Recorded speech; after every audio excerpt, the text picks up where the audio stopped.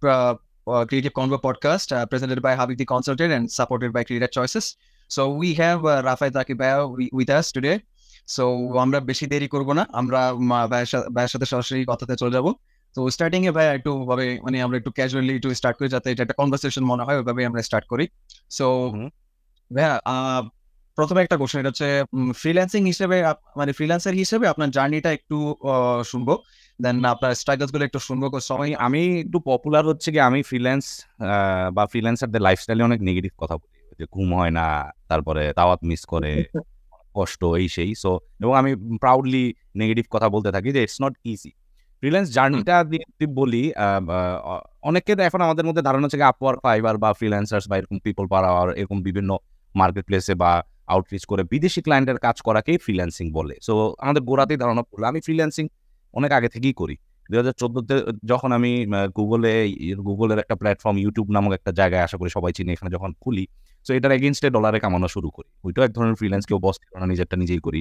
তারপরে যখন আমি 17-18-র দিকে বিভিন্ন ব্র্যান্ডের সাথে কাজ করা শুরু করি, বিভিন্ন ব্র্যান্ড এবং এজেন্সি ওদের কাজ দিত, আমি as a freelance content creator করা শুরু করি। সো আমি ফ্রিল্যান্সিং যদি বলি 2014 থেকে জার্নি শুরু হয়, নিজে যেটা কাজ করা শুরু করি। এখন 2020-এর পরে, মানে আমি কোভিডের আগ থেকেই তো কন্টেন্ট করছি, বাট ফুল কোভিডটা খুব ভালো গেছে, ব্র্যান্ডের খুব ভালো ডিল। বাট 21-22-এর দিকে দেখা যাচ্ছিল, আমি যেটা দেখতে পাচ্ছেন স্পেশালি 21-এর লাস্টে, যে ব্র্যান্ড ডিলস গুলো কেমন জানি হয়ে যাচ্ছে, টাকা পয়সা দেয় না, ভিউ কেন জানি হয় না, সবাই অফিসে ফেরত গেছে।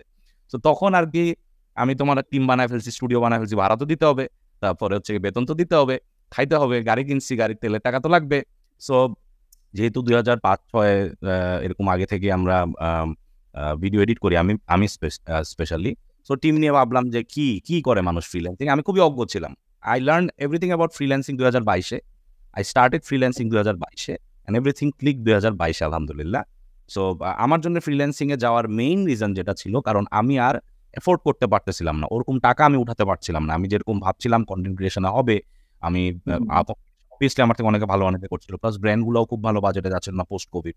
তো আমি জানতাম যদি আমার যে ড্রিমটা, যে একটা টিম নিয়ে চলবো, এন্টারপ্রেনার হবো, নিজেরটা নিজেই দেখবো, এই যে 12 বছর চাকরি ছেড়ে দিলাম, কামাই নাই, বসে আছি, পরে নিজেকে নিজে বাঁচানোর জন্য, নিজের টিমকে বাঁচানোর জন্য, I had no other options but to start traditional, যেটা আমরা এখন ফ্রিল্যান্সিং বলি, যে ওয়ার্কিং ফর কান্ট্রি। এতদিন working for client inside the country ছিল, বাইরের কান্ট্রির মানুষদের সাথে কাজ করা শুরু করি, কারণ ওইটা আমরা আরো বেশি প্রেফার করি, আমাদের ক্লায়েন্টগুলো একটু পেঁচায় বেশি।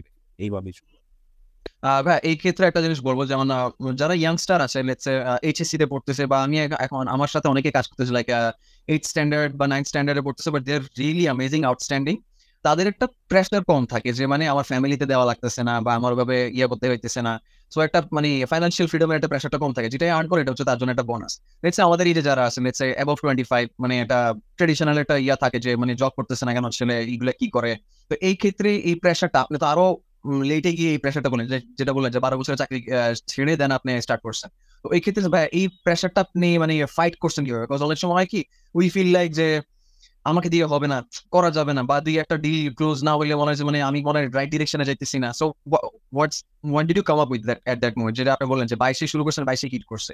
হোয়াট ইফ 22 হিট না করতো, then what would be the scenario? ভালো কোশ্চেন করছো। আসলে প্রথমত একটা কথা বলতে চাই, অনেকে যে বললা তোমাদের বয়সী ইয়াং আছে, এইচএসসি দিল, এরকম লাক্সারি থাকে যে বাবা মা পড়ালেখা করানোর মতো দেখে রাখতেছে, বাবা মা বাসায় খাবার করতে পারতেছে, তুমি ভার্সিটি পড়তে পারতেছো, তাহলে এইসব জায়গায় এসে নষ্ট করো না। তোমার ইউ আর লাকি, কারণ ইউ হ্যাভ নো আইডিয়া মানুষের কত কষ্ট হয়, মানুষের মানে কিরকম স্ট্রাগল করে পড়ালেখা টাকা পর্যন্ত জোগাড় করতে। হ্যাঁ, you are lucky, you should finish your. But অনেকে থাকে যাদের, যেটা আমার মতো, যে আর কোনো অপশন নাই, ফ্যামিলি চালাইতে হবে, আই হ্যাড নো অপশন। আমার অফিসেও যারা আছে ম্যাক্সিমামেরই they have no option but to work. So আমি যেটা বলি যে আমি কিন্তু, তোমার কোয়েশ্চেনে যদি আসি, ম্যাক্সিমাম যেটা হয় এবং অনেকে ট্রিগার খাইতে পারে, যে লোভে আসে, যে টাকা কামাবো, ডলার কামাবো, এই লোভে আসে। জিনিসটা আমার জন্য এরকম ছিল না, যে কারণে আমার কনভিন্স করা ইজি হয়েছে। আমার এটা প্যাশন ছিল, হবি ছিল, ভিডিও এডিটিং, সেই 1900 সাল থেকে। হ্যাঁ, আর সবাই জানতো, আমার বাবা মা থেকে শুরু করে সবাই জানতো, তোমাদের ভাবি জানতো যে এই লোকটার ভিডিও করতে ভালো লাগে, ভিডিও এডিট করতে ভালো লাগে, সারাদিন এডিট করে, এরকম ভাবে আমাকে দেখছে।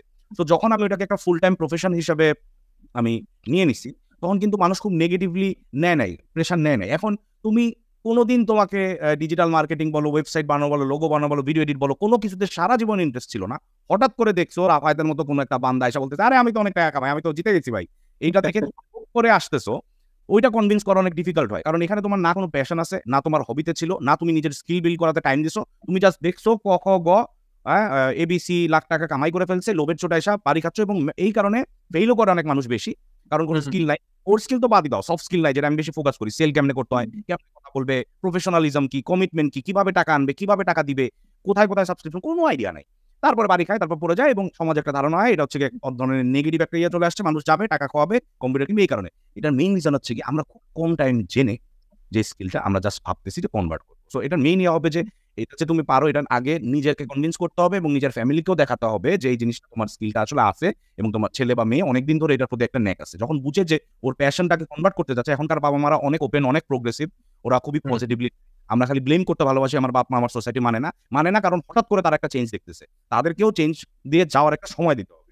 তুমি আগে প্র্যাকটিস করো, দেখাও, কমিটমেন্ট দেখাও, তারপরে আসো। জাস্ট একটা জিনিস বলে সেগুলো আমার ম্যাক্সিমাম স্টুডেন্টরা বলে যে বাপ মা এসে জিজ্ঞেস করে সারা জীবন পড়তে দেই নাই, এত এই কি একটা পেডাল লোকে সারাদিন কথা বলো, অ্যাসাইনমেন্ট করো, কাজ করো, এরকম রেগুলার পড়ালেখা হইলেই তো হইতো। এই যে প্যাশনটা বাপ মা দেখতেছে যে ছেলে বা মেয়ে আরো ট্রাই করতেছে এটা কিছু একটা করার, তারপরে তাদের কনভিন্স করা easy, because they so their child actually investing and spending time learning about something, and now they are trying out. তো তারা বরঞ্চ প্রাউড হয় যে তুই আসলেও কোর্সটা করছস, আসলে ইউটিউব দেখে শিখছস, এবং আসলে এটা নিয়ে কিছু করতেছিস। তো আমি এটা এইভাবে দেখি, একটু ডিফারেন্ট অন্যদের থেকে, but this is how I see the whole scenario.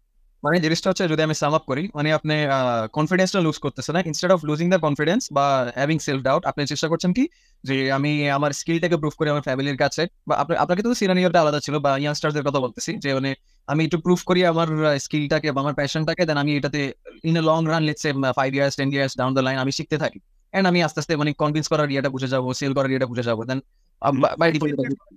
Sorry to interrupt, 5-10 years, but যেটা হবে কি, প্রথমত এই যে একটু লোকাল ক্লায়েন্ট, একটু লোকাল কাজ, নিজের ফেসবুক ইনস্টাগ্রামে যা ট্যালেন্ট আছে ওগুলো একটু শোকেস করা, একটু দেখানো, এরকম করা। প্রথমেই যাই হচ্ছে গিয়ে বড় সমুদ্রে বড় জালটা মারবো আর নিয়ে নিবো, এটা না করে আগে নিজের গন্ডিতে নিজের আপনি যদি লোগো বানাইতে পারেন মহল্লার কোনো দোকানের বা কোনো বড় ভাইয়ের ব্যবসার যদি লাগে, আগে এখানে হেল্প করেন, আগে একটু কামাই করে বাপ দেখান যে ছেলে ওর যোগ্যতা বা মেয়ে ওর স্কিল বা যোগ্যতা দিয়ে কামাই করতে পারতেছে, এবং এটা স্কিল করা সম্ভব। আমরা ফার্স্টে বাপ মার কাছ থেকে টাকা নিয়ে একটা ল্যাপটপ কিনে ফেলি, ইনভেস্ট করে ফেলি, একটা ভালো নিয়ে নেই, তারপরে যখন অবভিয়াসলি দেল গেট আপসেট। রাইট, এটা তো আমরা ক্লিয়ার হলাম। তো এই ক্ষেত্রে আমি একটু আরেকটা জিনিস, এটা একটু কমন প্রশ্ন আপনি অলওয়েজ পান, এটা হচ্ছে এখন যারা জার্নি স্টার্ট করতে চাচ্ছে তাদেরকে আপনি কি সাজেস্ট করবেন, like should they start outside the market or inside the market place?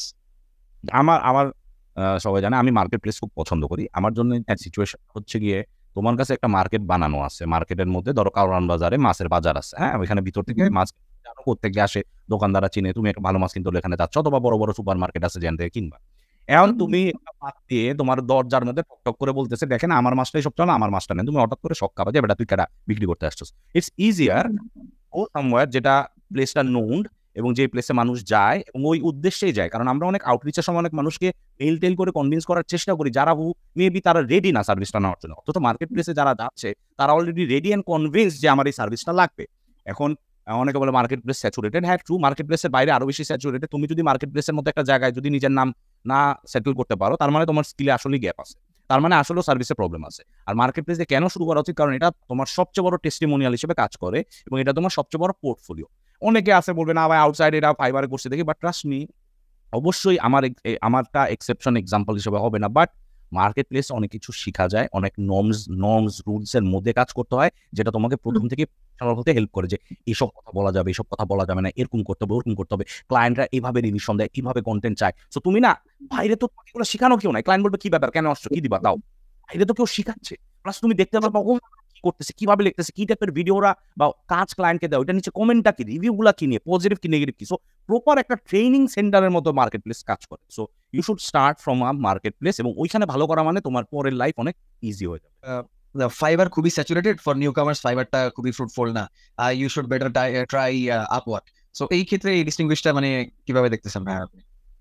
আসলে যারা বলে না সব প্ল্যাটফর্ম নিয়ে বলবে, আপওয়ার্কের আবার এক দল আছে, ফাইবার নিয়ে আরেক দল আছে। আমি 2022-এ শুরু করি, 2022 অনেক পরে, যারা বলতেছে তারা দেখা যাবে কিন্তু স্যাচুরেটেড ছিল, ওই টাইমে স্যাচুরেটেড ছিল। সো এইটা আমার কাছে এই লজিক আমি কোনোভাবেই নেই না, নাথিং ইজ স্যাচুরেটেড। ওই হিসাব করলে সবকিছুই, চাকরির বাজার স্যাচুরেটেড, সো থেকে শুরু করে সিনেমা ইন্ডাস্ট্রি, মুভি ইন্ডাস্ট্রি, নাটকের ইন্ডাস্ট্রি, ফাস্ট ফুড, পিৎজার দোকান, স্যান্ডউইচের দোকান, হ্যাঁ, কক্সবাজার, সবকিছুই স্যাচুরেটেড। সব কটা হোটেলও অনেক আছে, রেস্টুরেন্টও অনেক আছে, গেঞ্জি কেনার জায়গা অনেক আছে, এই গাছ কিনছি, গাছ কেনার জায়গা অনেক আছে, পর্দা কেনার জায়গা অনেক আছে, কিন্তু বিক্রি তো হচ্ছে, কেউ বিক্রি করছে, সংসারও চলতেছে, কারণ you have to know how to sell your stuff and you need to be very good at ইট।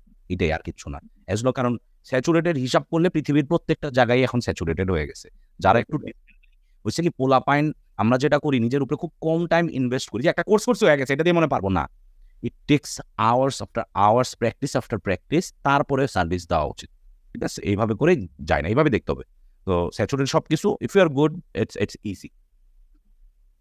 যেমন আমার একটা পার্সোনাল এক্সপেরিয়েন্স শেয়ার করি, মানে আমি তো মার্কেট প্লেসের বাইরে কাজ করি। আমার মানে লিডস গুলো, আমার হয়তো ভিডিও গুলো দেখছেন, আমি ইনস্টাগ্রাম, ফেসবুক কিভাবে এখান থেকে কালেক্ট করতে হয়। তো আমার মোটামুটি লাইক প্রতি মাসে 2 থেকে 3টা ক্লায়েন্ট আমার ক্লোজ হয়, বা 4টা ক্লায়েন্ট ক্লোজ হয়, মানে outside the market. So recently একটা ক্লায়েন্ট আমি লুজ করি জাস্ট বিকজ আমার স্ট্রাইক নাই, আমি পেপার নিয়ে ইয়ে করি। সো এটার জন্যই সে জাস্ট আমাকে না করে দিচ্ছে, বলে কি তোমার ডেমো আমার খুব পছন্দ হয়েছে, তোমার কমিউনিকেশন সবকিছু ঠিক আছে, but I am unable to pay you, আমার গিল্টি লাগতেছে, so I think we are not a good fit. Direct এটা বলে আমার সাথে একটা মেসেজ সিন করে যে brother I will manage Stripe বা কিছু আমি বলছি, সে সিনই করে নাই, মানে পুরো একটা হিউজ একটা ডিল রাতে চলে গেছে জাস্ট বিকজ পেমেন্ট সিস্টেমটা নাই আমার। যেরকম খুঁটিনাটি অনেক কিছু হয়। তো ভাই আমি একটু জানতে চাই, মানে যেহেতু আপনার এখানে অডিয়েন্সে অনেকেই আছে, লাইক মেজরিটি হয়তো মার্কেট প্লেস সাপোর্ট করে, মেজরিটি হয়তো মার্কেট প্লেসের বাইরে সাপোর্ট করে, দুইটারই যদি ভাই প্রোস এন্ড কনসটা যদি একটু শেয়ার করেন, তাহলে মানুষ, আমাদের যে অডিয়েন্স আছে, তারা যদি স্টার্ট করতে চায়, তারা একটু বুঝবে যে মানে তাদের সার্কামস্টেন্সেস এর জন্য কোনটা এখন প্রযোজ্য, তার পারিপার্শ্বিক মানে অবস্থানের উপরে ডিপেন্ড করে, এইজ, ইনকাম, ফ্যামিলি স্ট্যাটাস। যেটা বললাম যে মার্কেট প্লেস প্রোস বলে, it works as a training centre. তোমাকে সিজনড একজন ফ্রিল্যান্সার বানাতে অনেক হেল্প করবে। তুমি অলরেডি জানো যে ক্লায়েন্টদের সাথে কিভাবে ডিল করতে হয়, ডুজ অ্যান্ড ডোন্টস। তুমি অন্যদের সাথে নিজেকে কম্পেয়ার করতে পারবা, এবং মার্কেট প্লেসে যদি তুমি সামহাও রুল মানো এবং নিয়মে থাকো, মার্কেট প্লেসই তোমাকে পুশ করবে যে মানে অনেক কিছু অ্যাচিভ করার আছে। এবং মার্কেট প্লেসে যদি তুমি একটা ভালো পজিশনে থাকো, তাহলে ওই পোর্টফোলিও দিয়ে তুমি বিভিন্ন জায়গায় আরো ভালো কাজ পাবে, এবং মানুষই তোমাকে সার্চ করবে। মার্কেট প্লেসে দেখবে তোমার নাম দেখে অটো তোমাকে সার্চ করবে। So it becomes really easy. Plus payment নিয়ে ঝামেলাটা হয় না, পেমেন্ট নিয়ে ওরাও ঝামেলা করতে পারে না। এরকম অনেক বাইরে কাজ করে দিয়েছি, পেমেন্ট না দিয়ে পালাই গেছে, এরকম আমার অনেক হয়েছে। সো ঝামেলাগুলা অ্যাটলিস্ট গ্যারান্টেড থাকে যে আমার টাকাটা পাওয়ার চান্স থাকে। হ্যাঁ, সব ডিপেন্ড করে তুমি কত সুন্দর করে তোমার গল্প সাজায় সাপোর্টে কথা বলতে পারো যদি কোনো ঝামেলা হয়। কনস বলতে গেলে অফকোর্স আমরা নিয়ম খুব একটু ভাঙতে পছন্দ করি, আমরা একটু একটু দুষ্টু কাজ করি। দুষ্টু কাজ করলে প্রোফাইল চলে যেতে পারে, অনেক দিনের বানানো সংসার নাই হয়ে যাবে। Same goes for Facebook profile হয়ে যেতে পারে। এই জিনিসটা হচ্ছে গিয়ে মানুষের হাতে চলে যেতে পারে। তারপরে হচ্ছে গিয়ে যেটা, হ্যাঁ competition is there, but at the same time হচ্ছে গিয়ে ক্লায়েন্ট রেটিং, একটা রিভিউ দেওয়ার যেহেতু ইয়ে থাকে, অনেক স্ট্রেসফুল সিচুয়েশনে থাকতে হয়। সব প্রজেক্টে একটা টাইম লাইন থাকে, যেটা সবাই ডিল করতে পারে না, একটা ক্লক কাউন্ট কমতে থাকে, which is very scary, I have to tell you. অনেক সময় এত অর্ডার চলে আসে, if you don't have a proper team, অথবা তোমার স্কিল যদি খুব ভালো না হয়, দেখা যায় টাইমের মধ্যে সব ডেলিভারি করতে পারো না, যেটা তোমার প্রোফাইলকে বিপদে ফেলে দিতে পারে, যে এরপরে কাজ পেতেই সমস্যা হয়ে যেতে পারে। হ্যাঁ, অনেক প্রিপেয়ার থাকতে হয়। এগুলো pros and cons. Outside market place, again sky is the limit, you can do a lot of things, you can be yourself, you can stress free ভাবে রিল্যাক্সে কাজ করা যায়, স্কেল অনেক ভালোভাবে করা যায়। মানুষের ওয়ার্ড অফ মাউথে অনেক স্ট্রং একটা তাড়াতাড়ি রেফারেল প্রোগ্রাম বা ওয়ার্ড অফ মাউথের কারণে ছড়ায় যাওয়া যায়, নিজের বিজনেসটা স্কেল করা যায়। এই যে আমি একটা বিজনেস সেট আপ করছি, এটার কারণে মানুষ আমাকে হয়তো বা মানে ওই যে একটা ভাব থাকে না, একটা এক্সট্রা ভাব যে এখানে স্কেল করে ফেলছি, এটা একটা সোশ্যাল বুস্ট হয় আর কি। অ্যাগেন যেটা বললাম, স্কেল এটা আনপ্যারালাল। নেগেটিভ যদি বলি, এই যে পেমেন্ট সিস্টেম যেটা তুমি বললা, অনেকগুলো স্টেপ পার করতে হয়। পেপাল যদি থাকে অনেক কাহিনী হয়, মাঝে মধ্যে অফ হয়ে যায়। সো প্রপার ডকুমেন্ট ফ্রিজ করে দেয় অ্যাকাউন্ট। এক্স্যাক্টলি, তোমার টাকা আনতে পারলা না, টাকা সব ফ্রিজ হয়ে গেল। টাকাটা তো ডিজিটাল ব্যাংকে দিবে, এটা দায়িত্ব কার? তুমি তো এমন না যে পেপালের অফিস আছে গিয়ে বলতে পারবো আমার টাকাটা দেন। So your loss. ক্লায়েন্ট কিন্তু 2 নম্বরই করতে পারে, দুম করে চলে যেতে পারে। তুমি যে ক্লায়েন্টকে রিচ করতে চাচ্ছ, ওই ক্লায়েন্টকে আরো 100 জন, 200 জন, 300 জন ফ্রম ইন্ডিয়া, পাকিস্তান, ব্রাজিল, অনেক জায়গার মানুষ, শ্রীলঙ্কা রিচ করে বসে আছে। হ্যাঁ, it's very difficult. So market প্লেসে যেরকম ক্লায়েন্ট আইসা তোমাকে খুঁজে অনেক সময়, বা বিট করে প্রপার একটা লিমিটেড জায়গা, ওই ক্ষেত্রে কিন্তু কতটা স্যাচুরেটেড, কতগুলা দেশের মানুষ কত রকম ভয়ঙ্কর টুল দিয়ে পটেনশিয়াল ক্লায়েন্টদেরকে রিচ করতেছে। সো এখানে তোমার এক্সপেরিয়েন্স পোর্টফোলিও অনেক স্ট্রং হওয়া উচিত যদি তোমার পাইতে হয় আর কি ক্লায়েন্টগুলা। আউটসাইড মার্কেট প্লেসে অনেক টাইমে আমাদের অনেক মিটিং করতে হয়। সো ইংলিশে ফ্লুয়েন্সিটা অনেক ভালো থাকা দরকার, কারণ মিটিং এর মাধ্যমে কিন্তু কাজগুলো পাই। সো দুইটারই প্রোজ অ্যান্ড কনস আছে, এটার কনস গুলো এটার প্রোজ, ওইটার প্রোজ গুলো এটার কনস। সো এটা মিশানো, বাট কেউ সবচেয়ে ভালো করতে পারবে যদি দুইটার মধ্যে স্মুথ একটা মিক্স করে খেলতে পারে, তাহলে তার লাইফটা আসলে একটা সুইট একটা ব্যালেন্সে থাকবে। এই জিনিসটা আমি খেয়াল করছি, আমার তো মানে প্রিভিয়াসলি নীলের সাথে একটা পডকাস্ট হয়েছিল, তো নীলও ওই সময় বলছিল যে রাফায়েত ভাই আমাকে কনভিন্স করছে যে মার্কেট প্লেসে আসতে। এন্ড ও একটা ভিডিওতে বলছিল যে আমি পরে রাফায়েত ভাইয়ের কথা শুনে আমি শুরু করছি। এন্ড ওর প্রোফাইলটা আমি রিসেন্টলি, মানে আপনার পডকাস্টটা শুরু করার আগে আমি একটু দেখলাম। ওয়েল অর্গানাইজ এবং ও ভালোই কাজ পাইতেছে। ওর যেহেতু লিড জেনারেশনের টেকনিকটা ভালো, ওইভাবে সামহাউ ফিগার আউট করে ফেলছে, ওর আইডিয়াটা ক্লিক করে গেছে আরকি। তো এই ক্ষেত্রে মানে আমি এখন মার্কেট প্লেসের বাইরে কাজ করতেছি। And so you are suggesting যে আমি বা যারা আছে বা এজেন্সিতে কাজ করতেছে বা এজেন্সি আকারে কাজ করতেছে একটা টিম নিয়ে, they should do a proper mixture of market place and outside the market if they have the soft skills, right? কারণ একটা আরেকটার পরিপূরক হিসেবে কাজ করে। তোমার ভালো একটা পোর্টফোলিও বাইরে আছে, মার্কেট প্লেসে থাকলে মানে ওয়ার্ল্ড রিনোন মার্কেট প্লেস, যেটা অলরেডি বেটেড, যেটা খুব ভালো মার্কেট প্লেস, এখানে তুমি যদি লেভেল 2 টপ রেটেড বা এরকম থাকো, ক্লায়েন্ট মানতে বাধ্য যে না, যে লোকটা কথা বলতেছে he knows his things, he knows his. তো এই ক্ষেত্রে কনভিন্স করা অনেক ইজি হয়ে যায় যে দেখো আমি জাস্ট জানো তেন মানুষটা, if you look search with my name will see আমি টপ রেটেড XYZ এখানে করতেছি এতদিন ধরে, রিভিউজ গুলা দেখতে পারো, তখন তাদের কনভিন্স করা অনেক ইজি হয়ে যায়। ওকে, বুঝতে পারছি। ভাই একটা জিনিস কি, যেমন আপনি তো 2022-এ শুরু করছেন and still you are helping students to learn video editing skills and sales skills বা মার্কেট প্লেস স্কিলস গুলো শিখাচ্ছেন। আপনাদের কোর্স আই গেস এখন 3rd ব্যাচ মনে হয় স্টার্ট হতে যাচ্ছে, রাইট ভাই? তো ওই ক্ষেত্রে ভাই ইজ ইট সামথিং যে মানে 3 থেকে 4 বছর পরে ভিডিও এডিটিং এর নিশটা একটু ইয়ে হয়ে যাবে বা ডাইলিউট হয়ে যেতে পারে বা এআই ওভার কন্ট্রোল করে ফেলতে পারে, নাকি আমার এখনো ডিফারেন্সিয়েট করে আমার নিজের একটা স্কিল দিয়ে ইন্ডাস্ট্রিতে একটা long run, let's say at least 10 years আমি খুব ভালো করতে পারি বা এই স্কিলটা এখন শিখলে আমি ইয়ে করতে পারি? যেমন কি হতে যাচ্ছে আমরা জানি না, কারণ এআই কোন বোম ফাটাবে আমরা জানি না। বাট যেটা আমি বুঝলাম, দেখো ম্যাক্সিমাম আমরা তো এন্টারপ্রেনারদের সাথে কাজ করি, তাদের they are coaches or businessman, they are trying to sell something and everyone needs a certain VSL, মানে ভিডিও সেলস লেটার অথবা ভিডিও বা অ্যাডস। হ্যাঁ, সারাক্ষণ আমরা যে অ্যাডস দেখি, আর অনেকে এখন কিন্তু পার্সোনাল ব্র্যান্ডিংটার উপর অনেক জোর দিচ্ছে, যেটা আসলে আগে ছবি দিয়ে হতো, এখন দেখবা ইনস্টাগ্রাম থেকে শুরু করে টিকটকে সবাই ভিডিও দেওয়া ট্রাই করতেছে, বিজনেস ভেঞ্চার ট্রাই করতেছে, অথবা পার্সোনাল ব্র্যান্ডিং এর জন্য ভিডিও বানানো শুরু করছে, অথবা কোচেস আর কনসালটেন্ট।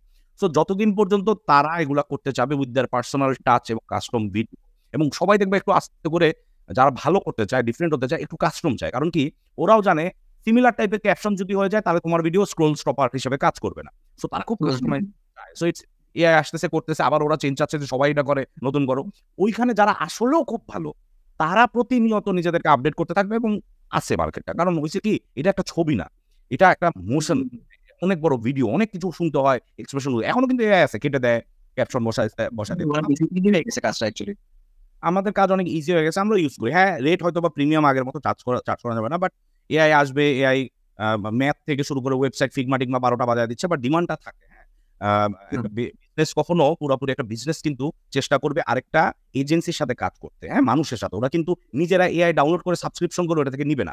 সো ওইখানে ওদের ভিডিও এডিটিং সার্ভিসই দরকার। ওরা বসে ভিডিও এডিটিং এর অ্যাপ ডাউনলোড করে বা ওয়েবসাইটে সাবস্ক্রিপশন এডিট করবে না। They need some sort of agency ওরা গাই, যে তাদের ওই কাজটা করে দেবে। সো আলটিমেটলি তখন আমার এজেন্সি হবে হচ্ছে কি, এআই গুলা নিয়ে এআই এর সাপোর্টটা তাকে দিয়ে হলেও ভিডিও করে দেবে, কিন্তু তারা তো একটা মানুষের সাথে ডিল করতে চায়, তারা তো এআই এর সাথে ডিল করতে চায় না। তো ভিডিও থেকে আমি দেখি যে আছে এখন কয় বছর কয়টা আছে, একদিক থেকে হিসাব করলে তো যে ক্যালকুলেটর আসার পরে তো ম্যাথমেটিশিয়ানদের কোনো মার্কেট থাকার কথা না। হ্যাঁ, যে ক্যালকুলেটর আসছে, হ্যাঁ, মানুষ এমনি করে কেমন যোগ বিয়োগ গুণ ভাগ করবে। কিন্তু দেখো, as long as you are updating and you are good at it, সবার হাতে মোবাইল আছে আর সবাই করে তাকাইছে, তার মানে ডিমান্ডের অভাব নাই, তোমার সাপ্লাই কম। প্রতিদিন কম করে হলো 100টা যদি content creator, wannabe content creator create হয়, বাংলাদেশে দেখো কতগুলো ক্রিয়েট হচ্ছে প্রতিদিন, ওই তুলনায় ভিডিও এডিটর ক্রিয়েট হচ্ছে না। একটা ভিডিও এডিট, একটা স্কিল করতে বছরের পর বছর লেগে যায়। 2 মাসের আমার কোর্স করলে হবে না, আমি আমার স্টুডেন্ট সবসময় বলি অনেক অনেক অনেক অনেক বেশি টাইম দিতে হবে। তার চেয়ে বড় কথা সেল করতে পারবে। সেই দুটো পার্টস থাকলে দিয়েই অনেক আগায় ফেলা যাবে। খুব বেশি আমি এখন পর্যন্ত থ্রেড দেখতেছি না, বাট হ্যাঁ, রেট অ্যান্ড এভরিথিং অনেক কমে যাবে। আরেকটা জিনিস এটা খেয়াল করছি, এটা হচ্ছে মানে আপনি যেটা বললেন এটা একটা অন্য অ্যাসপেক্টে কথা বলতেছি, মার্কেট প্লেসের বাইরে কথা বলতেছি, যারা স্টার্টিং আপনি বললেন লোকাল মার্কেট সার্ভ করতে। সো আমি এমন এজেন্সি ওনার দেখছি, they have 200 plus 300 plus local clients. ওদেরকে যখন জিজ্ঞাসা করি যে ভাই আপনারা ফরেন ক্লায়েন্টস ডিল করেন না কেন, দে বি লাইক ভাই দেশি ক্লায়েন্টে মজা আছে। মানে আমি যখন মানে আমি নেগেটিভ বলতেছি না, আমার অবশ্য দেশি বিদেশি সব মিক্স আছে, আমি নেগেটিভ কিছু বলতে চাই না, মার্কেট খারাপ করবো না অবভিয়াসলি, বাট আমার একটু চ্যালেঞ্জিং লাগে বাংলাদেশি ক্লায়েন্টের সাথে ডিল করতে, আর বিদেশিটা আমার একটু মানে ইজি, দেশের ক্ষেত্রে একটু সমস্যা হয়। ওই ক্ষেত্রে আপনি কি কাউকে সাজেস্ট করবেন যে মানে দেশের চ্যালেঞ্জটা নিতে পারে এবং দেশে থাকাই উচিত? ইটস নট লাইক মানে এটা কি মানে প্রেফার করবেন কারো ক্ষেত্রে যে মার্কেট প্লেসে না আসাটাই better if you doing really good at your মানে লোকাল এজেন্সি, নাকি তার যেটা সব মানে মিক্সচার করা উচিত, মিক্স করে একটা কাজ করা উচিত অফলাইন অফ দ্য মার্কেট? আমি মিক্স করি এখনো। আমার তো দেশি ক্লায়েন্ট আছে, যেহেতু আমি ভিডিও বানাই, সব ব্র্যান্ডরা কত জীবনে কাজ করছি, দেশি ক্লায়েন্টও আছে, ওদের জন্য ভিডিও এডিট করছি, এডিট বলতে নিজের ভিডিও আর কি, ওদের জন্য ব্র্যান্ডের ভিডিও প্রমোশন ইনফ্লুয়েন্সার মার্কেটিং করে এডিট করছি। খুবই উইয়ার্ড ডিমান্ড থাকে অফকোর্স। আমরা দেশে সবাই সবার সব স্কিল নিয়ে সবকিছু জানি। বাইরের ক্লায়েন্ট যেটা হয়, দে রেসপেক্ট ইউর স্কিলস, হ্যাঁ, দে উইল নট ইন্টারফেয়ার। এত বেশি করবে, ওখানেও আছে, বাংলাদেশে একটু বেশি আছে যারা ইন্টারফেয়ার করে, হ্যাঁ, পারলে চুলের কালার লাল করে ফেলবে পরবর্তীতে, এরকম দেখছি আমিও, বাট সবাই না। কিন্তু আমি যেটা বলবো, যদি নিডস যেই পরিমাণ তোমার লাগে জীবনযাপন করতে, হ্যাঁ, লোভ না করে, এবং ফ্যামিলি নিডস এবং স্যানিটি রেখে যদি লোকাল ক্লায়েন্ট হয়, local client fair enough, conversation করে মজা, কমিউনিকেশন করে মজা, সিমিলার ল্যাঙ্গুয়েজ, জোকস বোঝা যায়, পরিস্থিতি রিলেট করতে পারে, রাত্রে জাগতে হয় না, রাত্রে জাগতে হয় ঠিকই, বাট আমি বলতেছি মিটিং করার জন্য রাত্রে জাগতে হয় না, কারণ সবাই ছুটি, মানে সবার ছুটি, এদের ছুটি মানে কারো ছুটি না, অনেক ব্যাপার আছে। অবভিয়াসলি আমাদের আসলে বাংলাদেশে আর্ট স্কিলের ভ্যালুটা আসলে খুব কম, and I am being very honest about it. মানুষের বিশ্বাস খুব কম, ফ্রিল্যান্সারদের দিক থেকেও খুব বাজে কোয়ালিটি দেওয়া হয়েছে, এই কারণে আসলে ভ্যালু পাওয়া যায় না ওইভাবে। কিন্তু অনেকে ভাবে বিদেশে কাজের জন্য $200 পাইতাম, বাংলাদেশে 2000 টাকাও পায় না। এখন আপনার তো পার্চেসিং পাওয়ারটাও দেখতে হবে, বাংলাদেশের মানুষের পার্চেসিং পাওয়ার, বাইরের মানুষের। আবার আপনার আমেরিকান ক্লায়েন্ট যে টাকা দিবে একটা কাজের জন্য, অস্ট্রেলিয়ান ক্লায়েন্ট কিন্তু এত দিতে চায় না, বা থাইল্যান্ড থেকে ক্লায়েন্ট হলে কিন্তু এত দিতে চায় না। It's different. But as long as, যেমন আমি যখন বাংলাদেশে খালি কাজ করতাম ইনফ্লুয়েন্সার মার্কেটিং কন্টেন্ট ক্রিয়েশনে, আমার তো চলে যাচ্ছিল, ভালোই টাকা আসতেছিল। তো অ্যাজ লং এজ জীবনের স্যানিটি এবং কাজ করে মজা পাচ্ছ, সেটা যেখানেই হোক, এটা করতে পারে। এখন তুমি যদি অ্যাসপায়ার করো যে আমি বড় একটা এম্পায়ার বানাবো, এত মানুষকে নিয়ে কাজ করবো, বড় একটা টিম হবে, আরো স্কেল করতে চাই, তাহলে আমার হইতে পারে তুমি আরো দেখতে পারো যে ওকে, আমার অ্যাচিভ করা শেষ, আমার ট্যালেন্ট আছে, আমি এক্সপোর্ট করতে চাই ট্যালেন্ট, আর একটু এভাবে ইনডাইরেক্ট ডিজিটালি এক্সপোর্ট করতে চাই।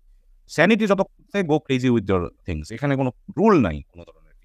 টিম ম্যানেজমেন্ট স্টার্টিং এ ভাই টিমটা কি আপনি মানে কিভাবে মানে অপারেট করতে, কারণ এখানে একটা কস্ট ক্যালকুলেশনের একটা ব্যাপার স্যাপার আছে, আপনার প্রফিট ম্যানেজমেন্টের ব্যাপার স্যাপার আছে, দেন ট্যাক্স এন্ড অল এভরিথিং, সবকিছু মিলে মানে আপনি মানে থাকে না বিজনেসের কয়েকটা স্টেজ, তো আপনার ফার্স্ট স্টেজে আপনি কিভাবে ম্যানেজ করতেন, মিডল স্টেজে আর এখন কিভাবে ম্যানেজ করতেছেন, এটা এটা আমি জিজ্ঞাসা করছি আমার কয়েকটা এজেন্সি ওনার, আমার ফ্রেন্ড আছে, তো ওদের থেকে এই কোশ্চেনটা ছিল যে মানে সার্টেন স্টেজে ম্যানেজমেন্টটা কেমন হয়, কজ অনেকে আছে লাইক 5 to 6 লাখ আর্ন করতেছে, but say project base pay করতেছে, আর সে বলে কি ভাই আমার মাস শেষে কিছু থাকে না, কি করবো বুঝতেছি না, কিন্তু সে টিম ম্যানেজ করার ভাই যে ফুল টাইম মানে রেমুনারেশন বেসড মানে টিম ম্যানেজ করার রিস্কটাও নিতেছে না। তো এই ক্ষেত্রে তাদের ক্ষেত্রে সাজেশনটা কি, মানে কয়েকটা স্টেজে যদি ম্যানেজারিয়াল মানে অ্যাসপেক্টস একটু শো করতে হয়। তোমার লাস্ট কথার মধ্যে অ্যান্সারটা ছিল রিস্কটা নিচ্ছে না, রিস্ক না নিলে হবে না। সো সে রিস্ক নিতে ভয় পাচ্ছে, বাড়ি কাজ। আমি আমার স্টাইল বলি, আমি এটা মানুষের সাথে আমি বিশ্বাস করি পার্মানেন্টে, হ্যাঁ, পার্মানেন্ট বলতে 1 year 2 year কন্ট্রাক্ট, অথবা আমার জন্য কাজ করতেছে, হ্যাঁ, রেগুলার যতদিন পারে আল্লাহ। কারণ আমি জানি, আমি করছি জীবনে চাকরি, আমি জানি যদি সার্টেনিটি না থাকে নেক্সট কাজ কবে আসবে বা বেতন পাবো নাকি, এটা তোমার ভয়ঙ্করভাবে খেয়ে ফেলবে। আমি মনে করি যে কোনো এমপ্লয়ীদের থেকে যদি 100% লয়্যালটি, ডেডিকেশন এবং গ্রোথ চাও, তাহলে ওদেরকে স্যালারি হিসাবে রাখা উচিত, কারণ তখন তুমি তার উপরে ইনভেস্ট করবা, সে যদি নতুন নতুন স্কিল বা জিনিস শিখে, এটা তোমার অর্গানাইজেশনকে বেনিফিট দিবে।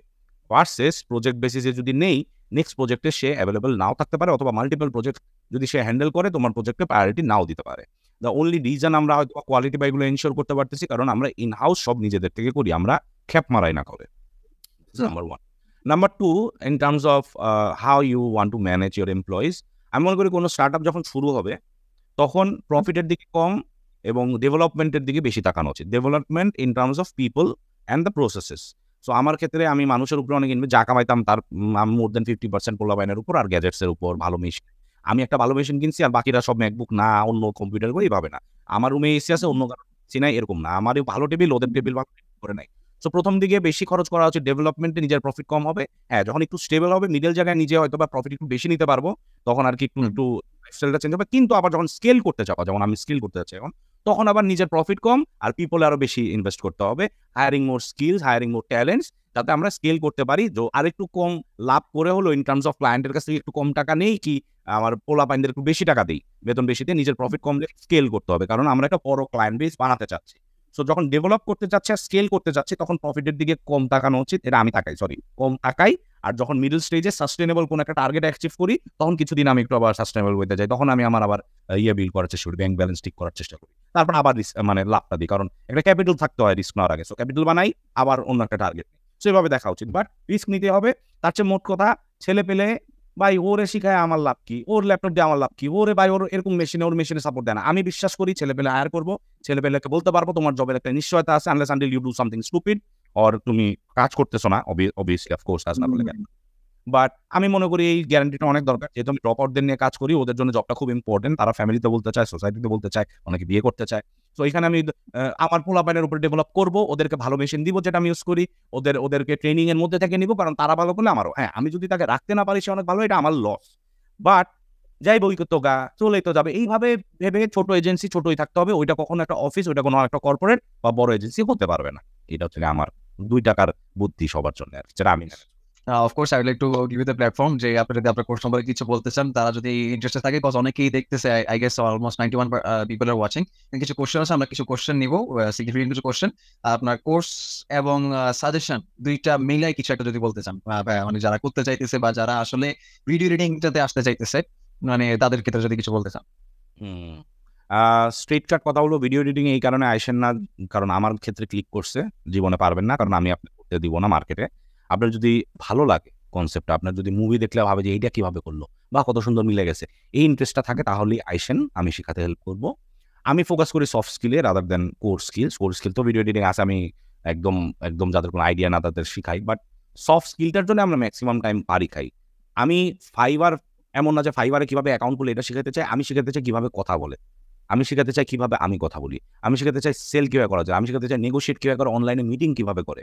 যেই জিনিসগুলো আসলে আমরা অনেকে হয়তো অনেক ছোট বয়সে ফ্রিল্যান্সার হয়ে গেছে, অনেক টাকা কামাচ্ছে, কিন্তু এইসব স্কিল জানি না বা এইসব নর্মসগুলোর সাথে পরিচিত না দেখে আইটিকেট ক্লায়েন্ট খুব বেশি একটা কনভার্ট করতে পারছে না, অথবা রিপিটের সমস্যা হচ্ছে, অথবা স্কেল করতে পারছে না, আমি এজেন্সি দিচ্ছি এগুলো পারছি না। তো এগুলো ফোকাস করতে চাই, যেগুলো বাংলাদেশে এখন মানুষ বুঝতেছে না প্রয়োজনীয়তাটা, এর জন্য ডিমান্ডটা খুব কম, মার্কেটও খুব ইজি। বাট যতদিন না মানুষ সফট স্কিল নিতে পারে, ওই যে আমার ইজি ছিল 2022 থেকে 24-এর মধ্যে এত দূর আসার কারণ সফট স্কিলটা আমি বেশি প্রয়োগ করছি ভিডিও এডিটিং এর থেকে বেশি, because I am not the best video editor. আমি কখনোই ক্লেমও করি না, আমি just I know how to sell my stuff, I know how to sell my team stuff, এইটা। সো কোর্স করতে চান, মোর দ্যান ওয়েলকাম, বাট আমি বলবো যে লোভে পড়ে কোর্স করলে হবে, সাকসেস স্টোরি আছে কি নাই কত দূর হয়েছে এই কারণে করে না। I don't need, I am already আরো 2 মাস সেল করার কথা, but I am already done, আমার টার্গেট অ্যাচিভ আলহামদুলিল্লাহ, এই মাত্র আমাদের টার্গেট। আমি বলবো যে লোভে পড়ে না করে অ্যাকচুয়ালি যদি জানতে চান যে এই মার্কেটটা কিভাবে কাজ করে, কিভাবে বিক্রি করা উচিত, তাহলে you R more then welcome. আপনার সাথে আড্ডা মারতে আমার আসলে ভালো হবে, কারণ আমার সেশনগুলো ক্লাস না, আড্ডা হয়। যেভাবে এভাবে কথা বলতেছি, এটারও আরো কয়েক গুণ ইনফর্মাল ভাবে কথা বলি। সো এটি সবাইকে বলবো। আর অনেকে ডিসকাউন্ট চাইতেছে, আমি ওদের উদ্দেশ্যে বলি আমি দিব, ডিসকাউন্ট দিব। আমি আগে দাম বাড়ায় নেই, দাম বাড়ায় ডিসকাউন্ট দিব, এটা বেশি ভালো লাগে। আমি ট্রেলোতে বিশ্বাসী, আমি স্ল্যাকে বিশ্বাসী, এই দুটো আমি খুব ইউজ করি। ক্লায়েন্টরা আমি দেখছি বরঞ্চ ইদানিং বড় বড় এজেন্সির সাথে কাজ করলে ওরা স্ল্যাক ইউজ করে। ট্রেলো ইউজ করি আমি হচ্ছে ইন্টারনাল টিমের প্রজেক্ট ম্যানেজ করার জন্য খুবই হালকাভাবে। বাট আমি ওই যে আমার নোটস খুব ইউজ করি, গুগল নোটস যেগুলো আছে, ওই যে গুগল কিপ, এগুলো আমি এত বেশি ফ্যান্সি কিছুতে নাই। গুগল কিপ, গুগল নোটস, এইগুলোর ভিতরে আমি আসি এবং আমি খুব সুখী। আমার ক্লায়েন্টদের সাথে কনভারসেশন করতে দে প্রেফার হোয়াটসঅ্যাপ, আমি হোয়াটসঅ্যাপে আসি। দে প্রেফার আই মেসেজ, আমি আই মেসেজে আসি। আমি ওদের লাইফটা যত কম কমপ্লিকেটেড করা যায় আমি তত কমপ্লিকেটেড করি। আবার ওরা যদি পছন্দ করে স্ল্যাক, তাহলে স্ল্যাকে চলে যাই। সো এত খুব বেশি কমপ্লিকেট করি না। বাট হ্যাঁ, আমি এক্সেল খুব ইউজ করি। সো আমি আমার সবকিছু এক্সেলে খুব ভালোভাবে ট্র্যাক করি। অ্যান্ড মনে হয় সে বলতে চাচ্ছে যে একসাথে অনেকগুলো হাই টিকেট আসলে, of course you should have a team. হয় তটটুকি খাওয়া উচিত, যতটুক খাইতে পারবা, খিদা আছে তোমার যদি বাইরে কাজ করো, হাই টিকেট ক্লায়েন্ট পাইছো, তাহলে তুমি নিজের হাতেরটা শেষ না করে আরেকটা কাছে অ্যাপ্রোচ করো না, unless until you have a team or you are very good যে তুমি দাম নামাই দিতে পারো, বা ডান হাত সব্যসাচী মানে হচ্ছে 2 হাত একসাথে চলে। আর নাহলে একটা টিম নাও, মানে বা মার্কেট প্লেসে যদি তুমি 2টা ক্লায়েন্ট আসলে আর কাজ না করতে পারো, তাহলে অর্ডার সিস্টেম বন্ধ রাখো। সো আমি বলবো যে go and make a team. একা যুদ্ধে যাওয়া অনেক difficult. People you trust, people who are trainable, people who share the same goal and same vision, এবং who needs a partner or who needs a job, এর উপর base করে scale. একা আমি জানি প্রথম দিকে মনে হয় যে আমি যেই $100 প্রফিট করতাম ওটা 2 ভাগ হয়ে গেল 50-50, অথবা যদি স্যালারি দেওয়া হয়তো বা আমি 60 টাকা পাচ্ছি, 40 টাকা স্যালারিতে চলে যাচ্ছে। বাট যখন তুমি এটা ইকোনমি অফ স্কেলে চলে যাবো, যখন এটা অনেক বড়ভাবে স্কেল করবা, তখন তোমার প্রফিটটা তোমার ওই 60 টাকাটা 60 into 100 হয়ে যাবে। বেতনও যেরকম দিচ্ছ 60টাও তো 100 হয়ে গেল, তো বেড়ে গেল। তো 100 টাকায় কয় টাকা হারাচ্ছ চিন্তা না করে 1 লাখ টাকায় কয় টাকা পাচ্ছ এভাবে চিন্তা কর, তাহলে অনেক ইজি মনে হবে জিনিসগুলো। থ্যাংক ইউ সো মাচ ভাই, আপনার ফ্রি স্কেজুলে আমাকে সময় দেওয়ার জন্য। অলমোস্ট লাইক 1.5 মাসের মতো আমি মনে স্কেজুল করার চেষ্টা করতেছিলাম, আজকে গিয়ে আমি স্লট পাইছি। So it's an honour for me to have you in my podcast, creative কনভার podcast. Thank you so much ভাইয়া ফর ইউর টাইম। ভালো থাকবেন ভাইয়া। টেক কেয়ার ভাইয়া।